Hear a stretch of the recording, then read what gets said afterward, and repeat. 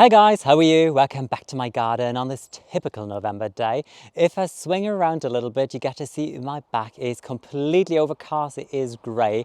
There was a lot of fog coming from the Baltic Sea in the morning. Really beautiful. It's kind of like typical for this season. And you can also see what's typical for this season, that the garden like gently starts to fade away now. So a lot of the shrubs start to turn the colour into really beautiful tones. So if I just swing around, you get to see the entire picture. Sumac tree is pretty much at the end. But then here the dwarf lilac, really nice golden foliage, and then the miscanthus grass starts to be kind of like a cascade of gold. It's so beautiful in combination with the asters and everything. But what I want to do today is something that honestly I haven't done in ages, and especially I haven't done a video about it in ages. I want to do some potting, and quintessentially what I want to do is I want to do all my pots in one big go. So I'm not going to focus just on one area. So what I did is I drove to the garden centres. I found some really cute things.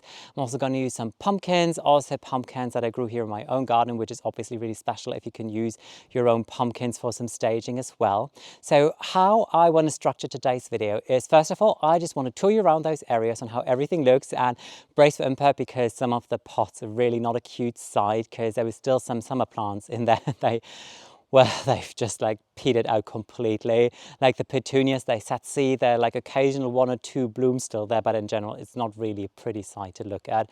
So all the pots are crying out for some love and attention. Then I want to show you all of those plants that I intend on using in today's video.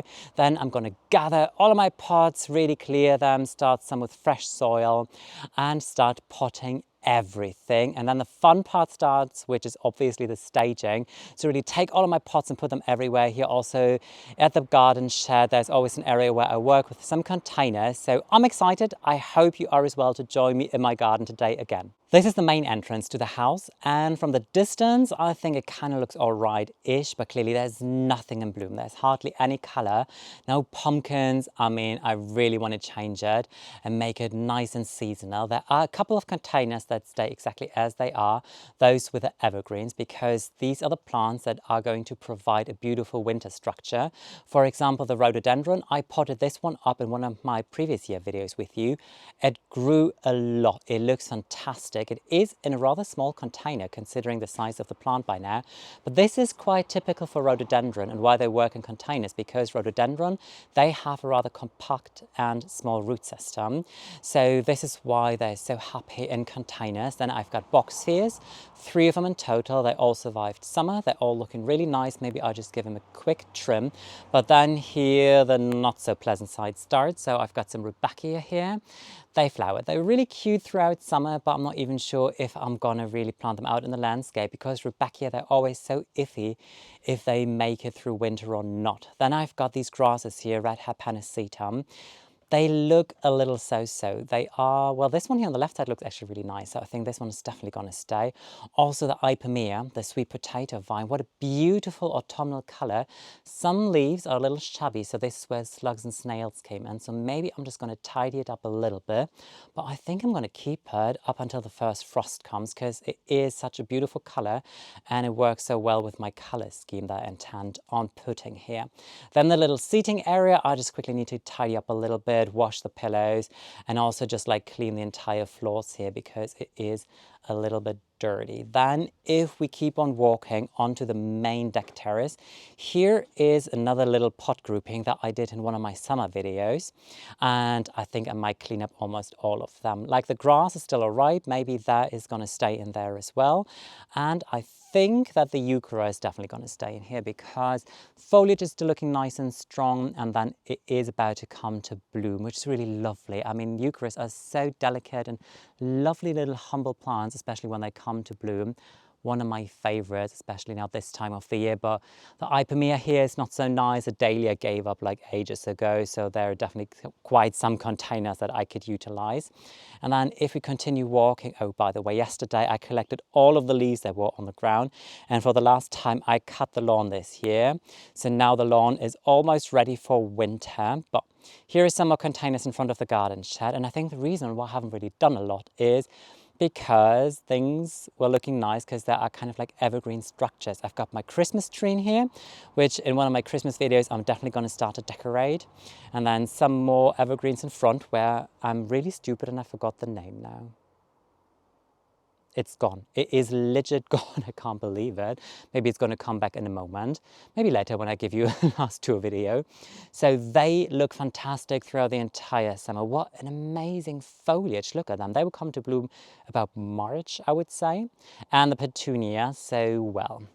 You can tell that there are a lot of seeds in there and then just like some kind of like lonely flowers that volunteer to still pop up, but they've had it. So definitely some containers that I can utilize because yeah, 2 more containers with dead petunias, there's like nothing left in them.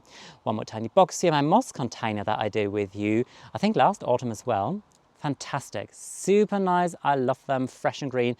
The ones that were in the shade obviously look best. Then a nice vista into the back garden, still filled with a lot of autumnal color. And then here on the outdoor dinner table, I keep it really simple this year and I intend on keeping it simple. Well, there are 2 apples that Alfie was playing with and munching on, but I only have 1 flat container with some petunias, which are gonna go as well. 1 concrete pumpkin. I'm gonna clean the entire table and I need to see what I wanna put on there. So definitely some nice color, just a nice calm accent. And speaking of color, I think now is a good moment to show you what kind of beautiful things I found in the garden center. Now comes the exciting part. So all those beautiful things that I found in the garden center, and at a glance you can see exactly what kind of direction I'm going in terms of color for this year, for autumn. And I think it really speaks autumn. Obviously I've got like the most beautiful tiny orange pumpkins and some matching blooms with that. And some of those even have a label. So this is always really exciting because then I can show you what I actually got.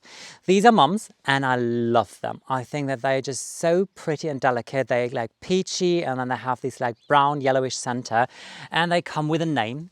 So this is a variety called, what is it? Sun Taste. Yeah, that was a name. I don't know how the sun tastes, but if this is a taste of it, I'm loving it. Aren't they just beautiful? Look at them. So pretty, and I think they work extremely well with all these other autumnal colors here, so I needed to have them.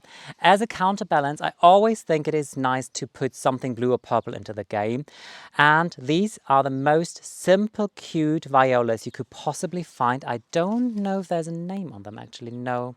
Nothing, no information unfortunately, but these are just like these really average basic ones that you can always find in a garden center, but they will thrive all the way through winter. Well, they won't thrive, but you know, they will just make it through winter, and next year spring they will come and be even more beautiful and bigger. So perfect. Then I've got some heather, and this is exactly the kind of heather that I love. It's so simple, it doesn't really flower, but it's all about this color. It's almost like acid green yellow if you take a closer look at it, and it just brightens everything up. It's just this pop of fresh color that I think you need, especially at this time of the year when everything kind of starts to be like a little more gray and darker again. So any color is welcome. Is there a name? No, there is no name. I can't really tell you. Well, it is in German here, Winterharte Knospenheide. Well, it says that it is actually hardy, but here in my climate zone, it's a little iffy. Like I planted it out in the landscape once and I would say maybe 30% of the plants made it. So I guess that they are more for a warmer climate eventually. But what else do I have? I've got mums. They were kind of cheap, let's be honest. I got them from the discounter, and normally when you buy mums I always tell you buy some that are not fully open yet, but here, you know, it was like time of All Saints, so obviously everybody went to the graveyard and people wanted to have mums that were like in full bloom. They didn't cost a lot, and I think they're going to make me happy for however long they will last. So I've got a really nice kind of like rusty one. Then I've got these here where I thought, oh, they are intriguing because they have the center which is almost the same color as the heather, if you can see it now next to another. So also like the same kind of like neon greenish yellow tone, and then on the outer corners they fade away to a nice blush tone. So I've got 2 of those, then another really nice coppery one, and I think all of these work extremely well with these beautiful pumpkins here. So I've got 4 orange ones. One, I think this is a Muscat de Provence. Oh, I'm sorry, the neighbor's dog is just outside. I tried to grow them on my own, but I think I wasn't really successful. And then these are the ones that come from my own garden. So these are blue doll. I still need to clean them a little bit. But you know what? This thing is really heavy. I was really excited when I harvested that. And I think I've never grown such a heavy pumpkin ever before in my life. But yeah. On a glance, this is everything what I got. I hope it is enough, but I think it is going to look really beautiful once everything is potted up and arranged.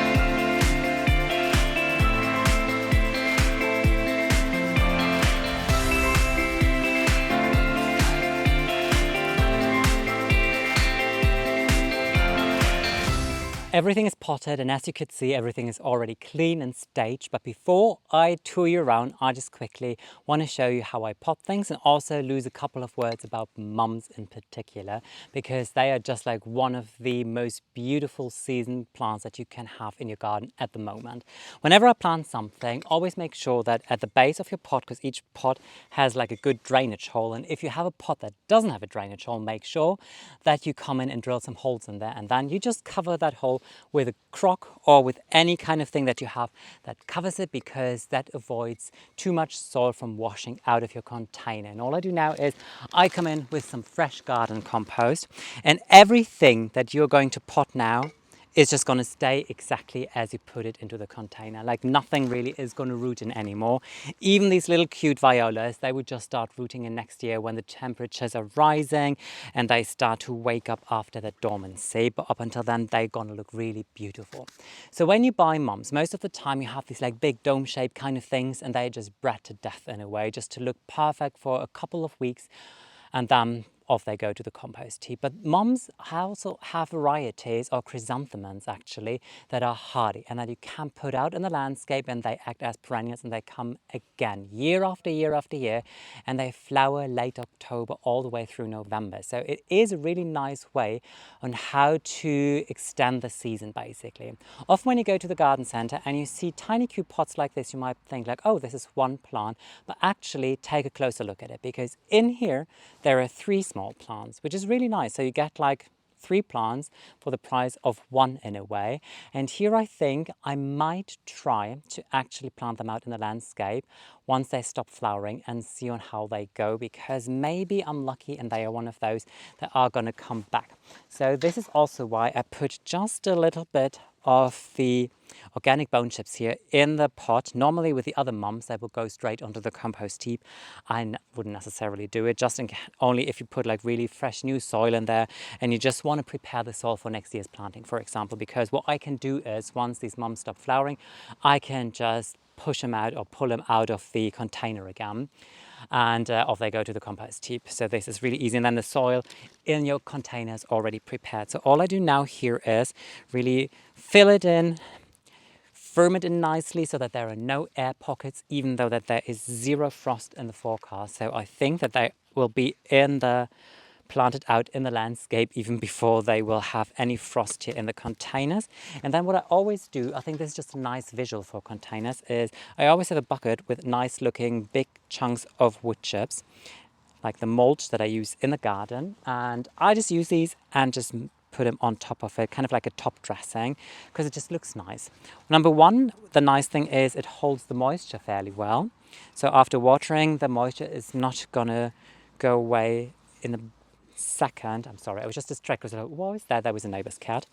And number two, I think it looks nice. It is just a nice, clean way of finishing it off, and your containers kind of look really cute. When I tour you around, you will see it. I'll give you a closer look, because especially on the violas, you see, because the plants, they're so small.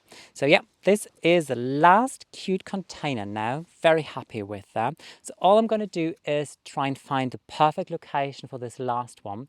And then I tour you around and show you how everything looks. How about that?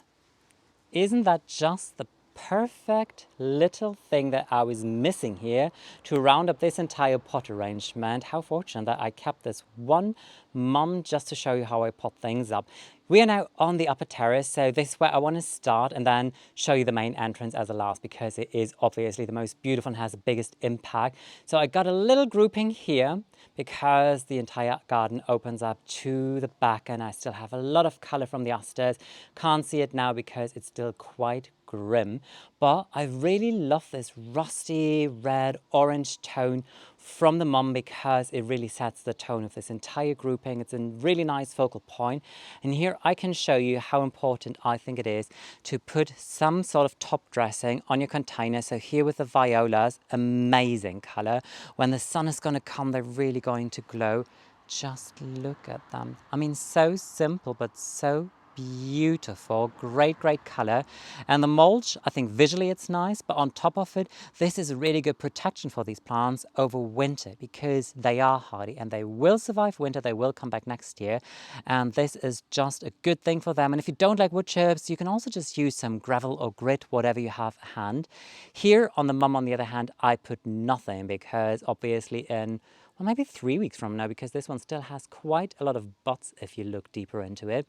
I think this is really going to make me happy for another 2 to 3 weeks probably. And then anyways, it's time to switch things up and go straight into Christmas decoration.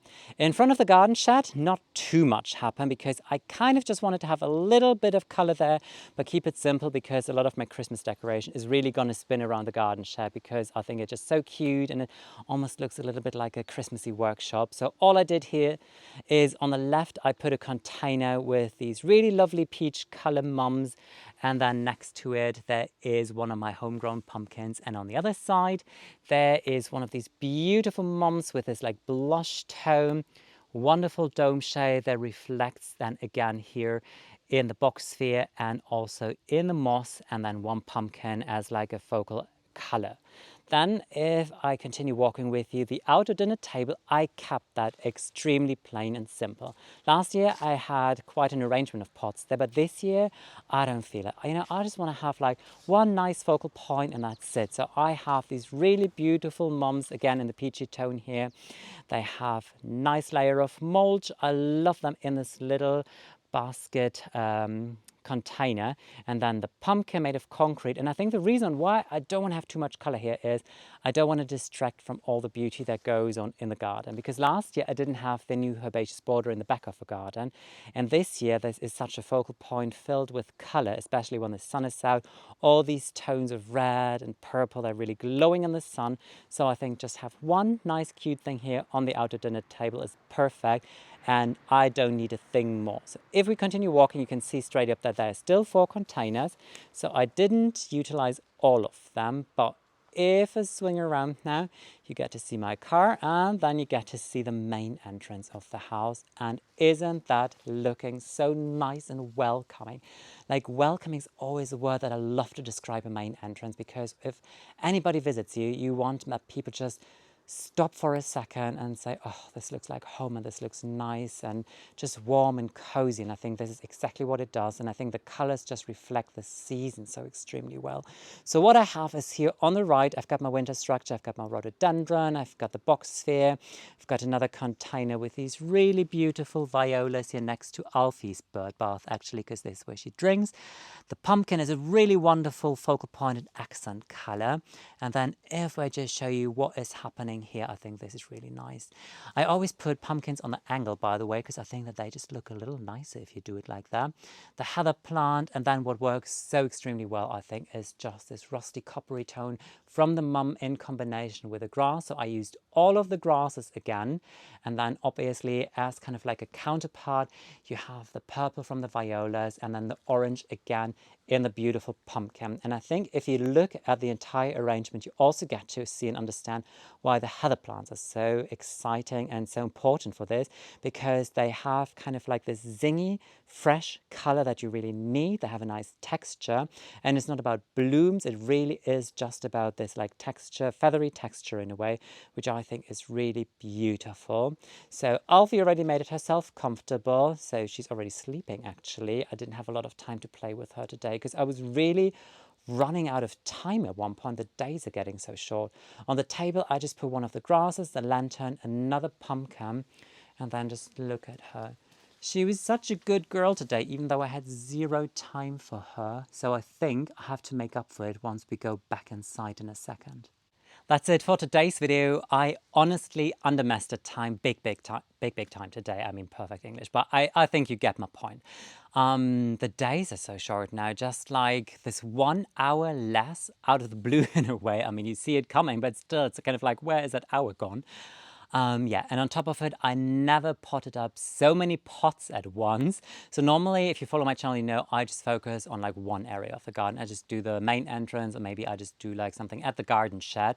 But this year, I thought, you know what, I just want to do everything in one go. I want that everything is cohesive. I want to have the same plants. I want to have just like one kind of language in this area here, and I think it's nice. I really love it. And if you keep on following my channel for a while, you might have question marks in your eyes about the color that is in my background, which is orange, because last year I told you that most likely when I do autumnal gardening, you won't come across the color orange, and something changed this year. I really think it has to do with these orange kind of dahlias that I grew, and I just love them. I was like, orange is actually really nice color in the garden. It is a great focal point. Still, I don't really see it like in the back garden, like as a main plant, but here and there, like in arrangements like these or like at the slope, I really see it. And I think you might see other plants that I potentially bought in the color of orange that will find their way into the ground. So a little spoiler for more planting videos that are gonna come. So that's it for today's video. All I can say now is thank you so much for watching today's video. I hope you enjoy the final outcome as much as I do. Thank you if you give me a thumbs up for the video. Thank you so much if you subscribe to my channel, and I would really love to welcome you in my garden next time around. Take care, guys. Bye.